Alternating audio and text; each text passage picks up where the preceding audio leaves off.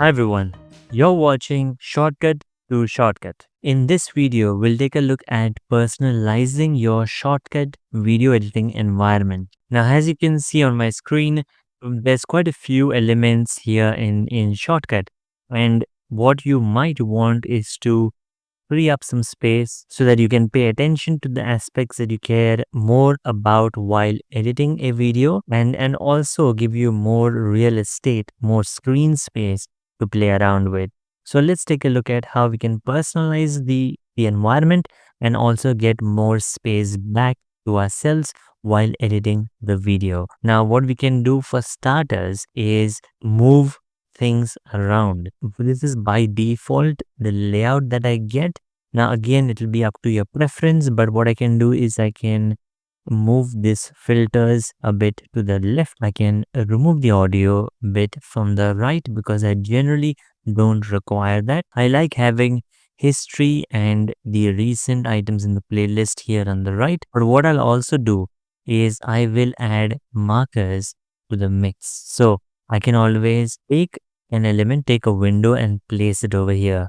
So by default, you see it was added down, but I've moved it and I've placed it in these tabs over here. And then I can just click on it.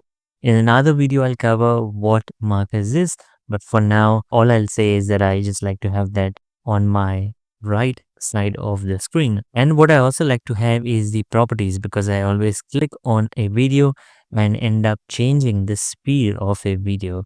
So I like to have that, but I would move that to the right. Now again, as I said, that this is just my personal preference. You can try it out and you can see if it works. So basically what I like to have is the filters on the left and for the same video, properties on the right. So both the options are available on my fingertips. I also like to have more space, more timeline space, so I see more of what I edit. So I have more real estate there, and I usually tend to turn off preview scaling so that I can see my preview clearly. I've covered preview scaling in another video. Now what I also prefer is reducing the size of these icons. These are quite large. To do that, I can click on view and then I can click on show small icons. And as you can see, the moment I did that, it has given me more space back. Personally, what I also have is exports and jobs turned on. Exports again come to the left of my screen. That's where you export the video, and jobs once you queue items for either converting a video or exporting a video, they show up in jobs. So I like to have that at the right because you wouldn't really want to see that often. Next up, one really good hack to get more real estate space, more screen space back in Shotcut is to turn off the toolbar itself. So what I can do is I can right click the toolbar and then toggle this off.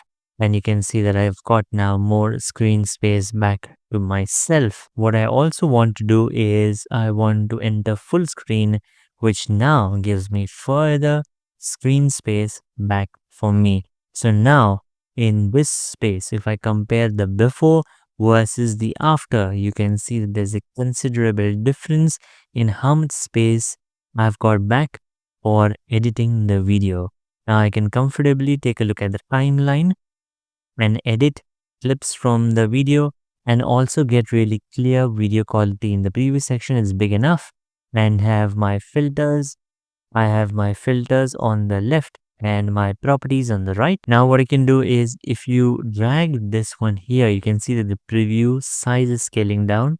So I wouldn't recommend you to do that. I would recommend you to keep it as big as possible and then align this in this way. So it's pretty much sized in these proportions. Now remember, if you do not like this particular configuration, you can always drag these windows around and drop it wherever you feel more comfortable. So you can personalize this as per your liking.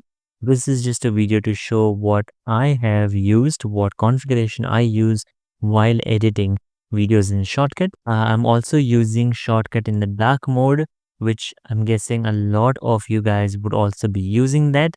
But in case you do not like dark mode and you want a more lighter version of it, you can click on settings and click on theme and then click on Fusion Light. To change the theme of Shotcut from dark mode to light mode, you would need to restart Shotcut. So let's restart it and have a look at it, what it looks like after switching the theme. Alright, now I've restarted Shotcut and you can see Shotcut is now in the light mode, and this is what it currently looks like. Now, if this is what you prefer, you can obviously keep it at that, or you can switch back to the dark mode by clicking on settings and then theme and then switching it to Fusion Dark once again. You would need to restart the software for that. So that was a quick video on personalizing Shotcut and getting more space, more screen space to edit your video and personalizing it to what you like. I showed my configuration, what I use for Shotcut, and feel free to use that or play around with it to personalize the software to your liking. Do like the video, share the video, comment down below if you found this useful, and also don't forget to subscribe to this YouTube channel. I'll see you in another video. Bye bye.